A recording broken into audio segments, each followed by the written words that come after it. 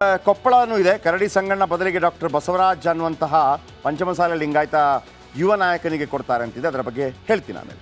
ಇನ್ನು ಮೈಸೂರು ರಾಜಕೀಯ ವಿಪರೀತವಾಗಿ ರಂಗೇರಿದೆ. ರಾಜ ಯದುವೀರ್ ಒಡೆಯರನ್ನು ರಾಜಕೀಯ ಅಖಾಡಕ್ಕಿಳಿಸಲು ಬಿಜೆಪಿ ನಿರ್ಧಾರ ಮಾಡಿದೆ. ಆದರೆ ಹಾಲಿ ಸಂಸದ ಪ್ರತಾಪ್ ಸಿಂಹ ಉಗ್ರ ಸ್ವರೂಪಿಯಾಗಿದ್ದಾರೆ. ನಿನ್ನೆ ಫೇಸ್ಬುಕ್ಕಲ್ಲಿ ಲೈವ್ ಬಂದರು. ಇವತ್ತು ನೇರವಾಗಿ ಪತ್ರಿಕಾಗೋಷ್ಠಿಯನ್ನು ಮಾಡಿದರು. ಅಲ್ಲಿದ್ದಂಥ ಶಾಸಕರುಗಳು ಕೂಡ ಪತ್ರಿಕಾಗೋಷ್ಠಿಯನ್ನು ಮಾಡಿದರು. ಆ ನಂತರ ಯದುವೀರ್ ಅವರ ವಿರುದ್ಧ ಕೆಲವು ಟೀಕೆಗಳನ್ನು ಕೂಡ ಮಾಡಿದರು. ಸಂಪೂರ್ಣವಾಗಿ ಮೈಸೂರು ಇವತ್ತು ಯಾವ ರೀತಿ ಇತ್ತು ರಾಜಕೀಯವಾಗಿ ಬನ್ನಿ ನೋಡೋಣ.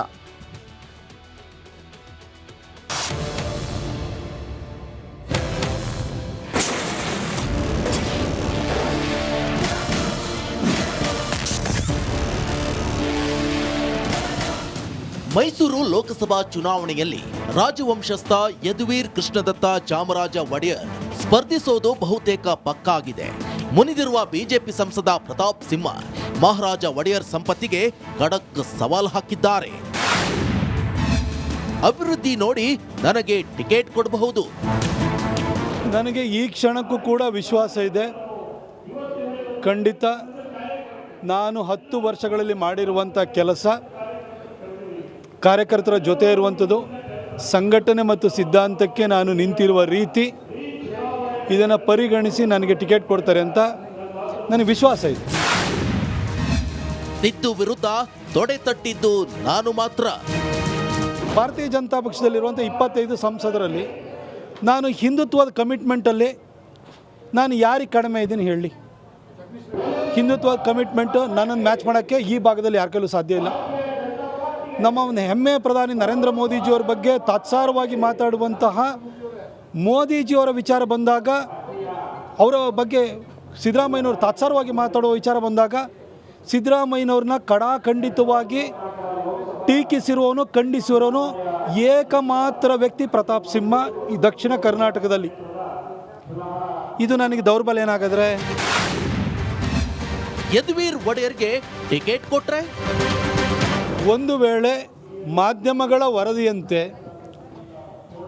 ಯುವರಾಜ ಅಥವಾ ಮಹಾರಾಜ ಯದುವೀರ್ ಅವರಿಗೆ ಟಿಕೆಟ್ ಕೊಡೋದು ನಿಜವೇ ಆಯಿತು ಅಂತಂದರೆ ಖಂಡಿತ ಅದನ್ನು ನಾನು ಸ್ವಾಗತಿಸ್ತೇನೆ.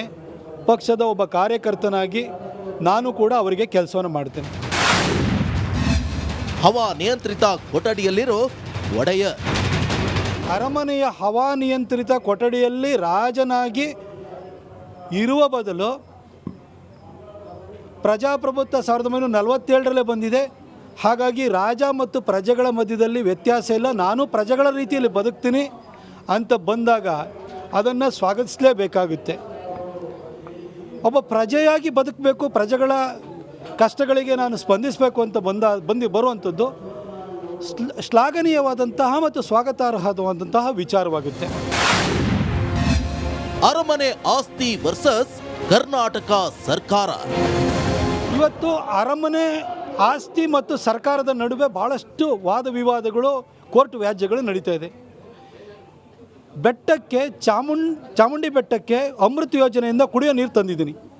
ಅದೊಂದು ಹಳೆ ಪೈಪ್ಲೈನು ಚಾಮುಂಡಿ ಬೆಟ್ಟದ ಹತ್ರ ಇರುವಂಥ ಅರಮನೆಯ ಒಳಗಡೆ ಹಾದು ಹೋಗುತ್ತೆ. ಈಗ ಹೊಸ ಪೈಪ್ಲೈನ್ ಹಾಕೋಕ್ಕೆ ಮಹಾರಾಣಿಯವರು ಬಿಟ್ಟಿಲ್ಲ. ಈಗ ಮಹಾರಾಜರೇ ಜನಪ್ರತಿನಿಧಿಯಾಗಿ ಭಾರತೀಯ ಜನತಾ ಪಕ್ಷದ ಕಾರ್ಯಕರ್ತರಾಗಿ ಬರೋದ್ರಿಂದ ಅಲ್ಲಿ ಪೈಪ್ಲೈನ್ ಹಾಕೋಕ್ಕೆ ಬಿಡ್ತಾರೆ. ಆಗ ಚಾಮುಂಡಿ ಬೆಟ್ಟಕ್ಕೆ ಕುಡಿಯೋ ನೀರನ್ನು ಕೊಡೋದಕ್ಕೆ ನಮಗೆ ಅನುಕೂಲ ಆಗುತ್ತೆ. ಯದುವೀರ್ ರಾಜಕೀಯಕ್ಕೆ ಬರದಂತೆ ಅಭಿಯಾನ ಶುರುವಾಗಿದೆ. ಯದುರಾಜರೇ, ನಿಮಗೆ ನಿಮ್ಮದೇ ಆದ ಘನತೆ ಇದೆ. ದಯವಿಟ್ಟು ರಾಜಕೀಯಕ್ಕೆ ಬರಬೇಡಿ, ರಾಜರಾಗೇ ಇರಿ, ಮಂತ್ರಿ ಆಗಬೇಡಿ ಅಂತ ವಿರೋಧ ವ್ಯಕ್ತಪಡಿಸಲಾಗ್ತಿದೆ.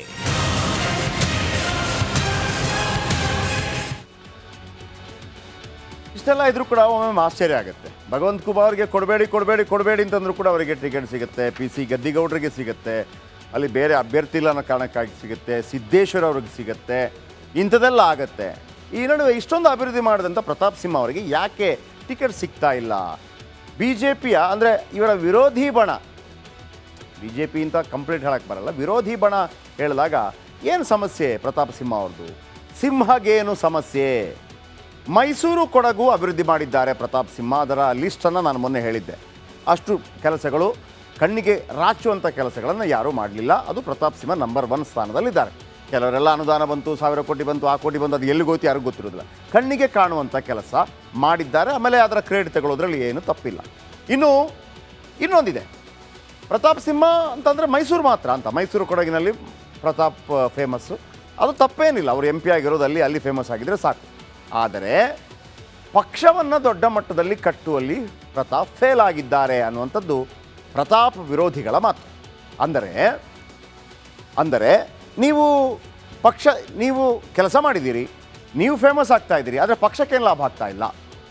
ಆ ಥರ ನೀವು ಕೆಲಸ ಮಾಡ್ತೀರಿ, ನಾನು ಅಂತೀರಿ, ಪಕ್ಷ ಅಂತಿಲ್ಲ, ನರೇಂದ್ರ ಮೋದಿ ಅದು ಬಿಟ್ಟರೆ ಬೇರೆ ಏನು ಮಾಡ್ತಿಲ್ಲ ನೀವು. ಅದು ಕೆಲವು ಕಾಣ್ತಾ ಇದೆ. ಏನು, ಒಂದು ಪಂಚಾಯಿತಿ ಎಲೆಕ್ಷನ್ ಕೂಡ ಗೆಲ್ಲಿಸಿಲ್ಲ.